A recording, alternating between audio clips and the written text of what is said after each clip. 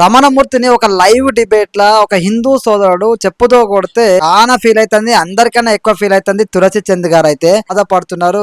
కరుడు కట్టిన హిందూ మీద ఈ విధంగా దాడి చేస్తారా అని చెప్పి ఆమె ట్విట్టర్ వేదికగానైతే ఆమె ట్వీట్ చేసింది. మరి వీళ్ళిద్దరు నిజంగానే హిందువుల గురించి వీళ్ళు ఏం చేశారు అనేది కూడా మాట్లాడుకుందాము. ఒకసారి ఆమె ఏం ట్వీట్ చేసింది అనేది కూడా చూద్దాము. రమణమూర్తి గురించి జై భారత్ మూమెంట్ అనే పేరుతోటి పెద్ద ఎత్తున హిందూ మత ప్రచారం చేసినట్టయినే గోవధ నిషేధ ఉద్యమం చేస్తున్న రమణమూర్తి గారు ఇవాళ హిందూ వ్యతిరేకి ఇసుద్రోహి. పెద్ద ఎత్తున హిందువుల మత ప్రచారం చేసినట్ట, గోవధ నిషేధ ఉద్యమం కూడా చేసినట్ట. ఇట్లాంటి కరుడు కట్టినటువంటి రమణమూర్తి గారి లాంటి వాళ్ళు ఈ రోజున హిందూ వ్యతిరేకి దేశద్రోహి అయిపోయిందా అని చెప్పేసి మాట్లాడుతుంది. అదేవిధంగా ఈ ఘటన చూస్తే మాత్రం ముక్కోటి దేవతల్ని పూజించే హిందువులు ప్రమాదంలో ఉన్నారా అని చెప్పేసి ఆమెకు డౌట్ వస్తుందంట. హిందువులు ప్రమాదంలో ఉన్నారా అని చెప్పేసి ఆమెకైతే డౌట్ వస్తుందంట. పాపం నిజంగా ఇంత ప్రమాదంలో ఉన్నారు కదా హిందువులు అయితే. అదే విధంగా ఇట్లాంటి సోకాల్డ్ మతోన్మాదుల నుంచి ఎంతో విశాలమైనటువంటి హిందూ మతాన్ని సంకుచితం చేస్తున్నది ఎవరు అని చెప్పి ఆమె మాట్లాడుతుంది. ఈయనట జై భారత్ మూమెంట్ పేరుతోటి పెద్ద ఎత్తున హిందువుల తరపున ప్రచారం చేసినట్టు ఈయన గోవాద నిషేధం కోసం ఉద్యమమే ఎత్తునట. ఇట్లాంటి వాళ్ళు ఈ రోజున హిందూ వ్యతిరేకి అయిపోయిందా, దేశద్రోహి అయిపోయిందా, ముక్కోటి దేవతల్ని పూజిస్తారు కదా హిందువులందరూ. నిజంగా వాళ్ళు ప్రమాదం ఉన్నట్టు. హిందువులు ప్రమాదంలో ఎవరి వాళ్ళు ఉన్నారు? మీలాంటి వాళ్ళ వల్ల హిందువులు ప్రమాదంలో ఉన్నారు. రమణమూర్తి హిందూ వ్యతిరేకి దేశద్రోహి అని నువ్వు అంటారు. ఖచ్చితంగా హిందూ వ్యతిరేక రమణమూర్తి. ఆయన కాదు, నువ్వు కూడా హిందూ వ్యతిరేకివే. ఎందుకంటే హిందువుల గురించి మీరు ఎక్కడ మా నోరెత్తిరు ఒకసారి చెప్పండి. హిందువుల గురించి ఏనవదైనా మాట్లాడిరా? అసలు హిందువుల గురించి మీరు ఏం మాట్లాడిరు? నిజంగా మనం నమ్మాలి, వీళ్ళిద్దరు అయితే చాలా పెద్ద హిందువులు. అసలు అందరికన్నా పెద్ద హిందువులు ఎవరైనా ఉన్నారంటే ఈ తులచంది రమణమూర్తి. మనం నమ్మాలి. ఎందుకంటే కాషాయం దుస్తులు వేసుకొని హిందూ దేవుళ్ళ గురించి వ్యతిరేకంగా మాట్లాడితే, కాషాయం దుస్తులు వేసుకొని భరతమాతను అవమానిస్తే వాడు పెద్ద హిందూ అవుతాడు. అదే విధంగా సనాతన ధర్మం గురించి ఎనలేని కృషి ఎత్తుంది తులసి చంద్ గారు. పోరాటం కూడా ఎత్తుంది హిందువుల తరపున. హిందువుల దేవాలయాలు ధ్వంసమైనప్పుడు అందరికన్నా ముందు పరిగెత్తుకుంటూ వచ్చి తులసి చంద్ అలా కూర్చొని మరి ఫైట్ చేస్తుంది హిందువుల తరపున. తిరుపతిలో లడ్డూ కల్తీ అయిందని చెప్పి, తిరుపతిలో పుట్టింది, తిరుపతిలో చదువుకున్నది కదా, తిరుపతిలో లడ్డూ కల్తీ అయితే పరిగెత్తుకుంటూ వచ్చి లడ్డూ అట్టెట్లా కల్తీ అవుతుంది అని చెప్పేసి లడ్డూ కల్తీ చేసిన వాళ్ళని శిక్షించమని ముందుండి కొట్లాడిన తులసి చంద్. మీరు మర్చిపోతే ఎట్లా చెప్పండి?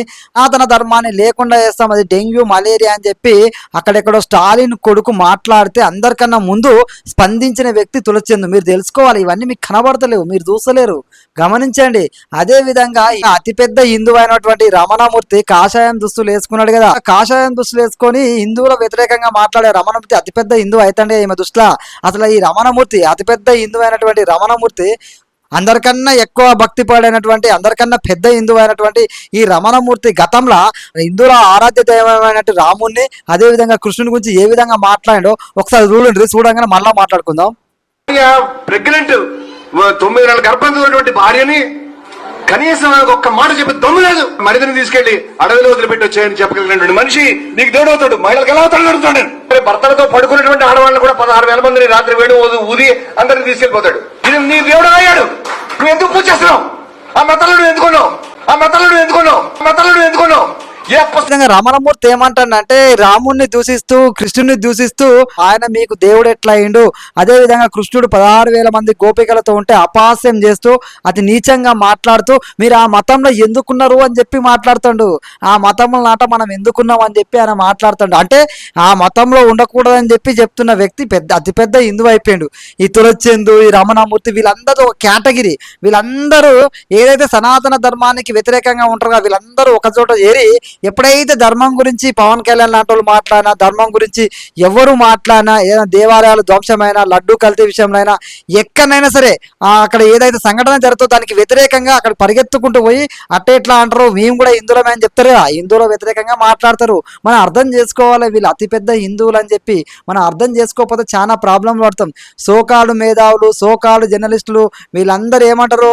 అందరూ అసలే సెక్యులర్లు కదా. సెక్యులరిస్టులు అంటే ఏంది? అందరినీ సమానంగా చూస్తారు. ముఖ్యంగా హిందూ మతం మీదే వీళ్ళు ప్రశ్నలు ఎత్తారు. వేరే మతం గురించి మాట్లాడరు. మనం అర్థం చేసుకోవాలి.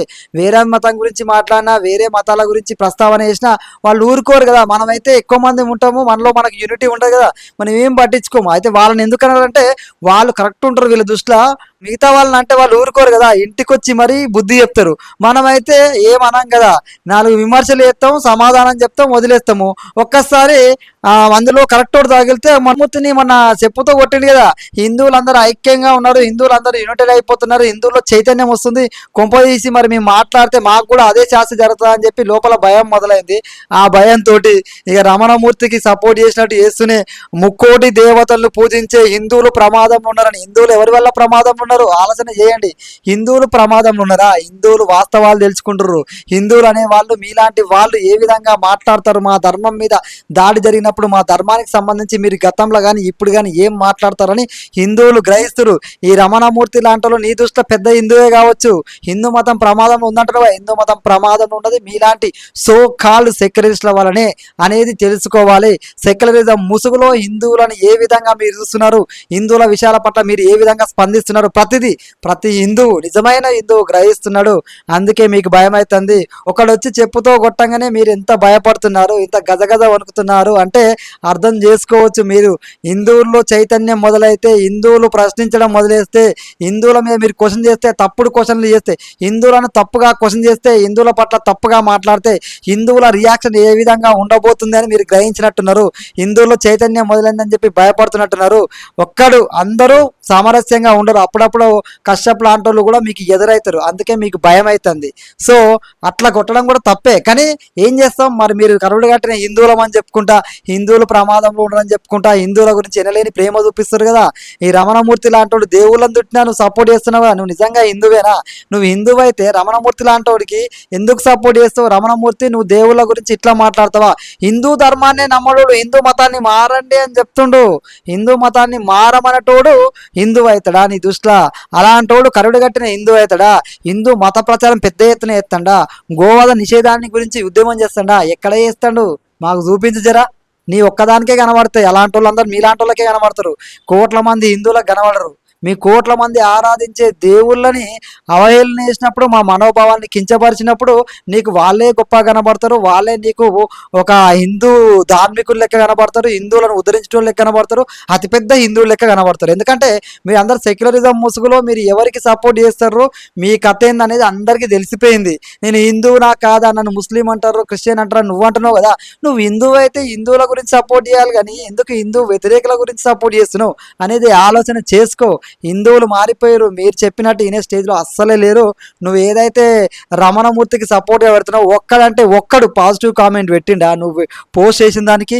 ఎందుకు పాజిటివ్ కామెంట్ పెడతలేరు? నువ్వు నిజంగా హిందువు అయితే, నువ్వు నిజంగా హిందువులకు మద్దతుగా నిలబడి ఉంటే నీకు ఖచ్చితంగా మద్దతుగా ఉండేవాళ్ళు. కానీ నువ్వు హిందువులకు ఎప్పుడూ వ్యతిరేకవే. నువ్వు ఎన్ని మాటలు చెప్పినా, ఎన్ని చేసినా, నువ్వు ఎవరి తరపున మాట్లాడుతున్నావు, ఎవరి కోసం మాట్లాడుతావు, తెలివిగా మాట్లాడుతున్నట్టు ఫీల్ అవుతున్నావు. కానీ నీ తెలివి ఏందనేది జనాలకు అర్థమైపోయింది. మీ తెలివి గల మాటలని జనాలకు అర్థమైపోయినాయి. జనాలు మీరు ఏ విధంగా మాట్లాడతారు, జనాలను ఏ విధంగా మీరు డైవర్ట్ చేసే విధంగా మాట్లాడతారు, మీ యొక్క వీడియోలు ఏ విధంగా ఉంటున్నాయి, హిందువుల పట్ల మీరు ఏ విధమైన విధానాన్ని కలిగి ఉన్నారు అనేది హిందువులందరూ గ్రహించారు. అందుకే హిందువులందరూ ఏ విధంగా ఉండాలో ఆ విధంగానే ఉంటారు. హిందువులందరూ యునైటెడ్ అయ్యారు. హిందువుల్లో చైతన్యం వచ్చింది. మీరు ఏది పడితే అది చెప్తే నమ్మే స్టేజ్లో లేరు. ఇకనైనా మారండి. అందరి గురించి సమానంగా వీడియోలు చేయండి, అందరి గురించి సమానంగా మాట్లాడండి. హిందువులు చేతగాని వాళ్ళు కాదు, హిందువులు సైలెంట్గా లేరు. హిందువులు సహనాన్ని పక్కన పెడితే పాపం రమణమూర్తికి ఏ విధంగా జరిగిందో ఆ విధంగా జరిగే అవకాశం ఉంటుంది. అట్లా చేయడం తప్పు. కానీ మీరు ఆ విధంగా ప్రవర్తన చేయొద్దని మీకు తెలియజేస్తున్నా. మీ అభిప్రాయాన్ని కామెంట్లో తెలియజేయండి. జై హింద్.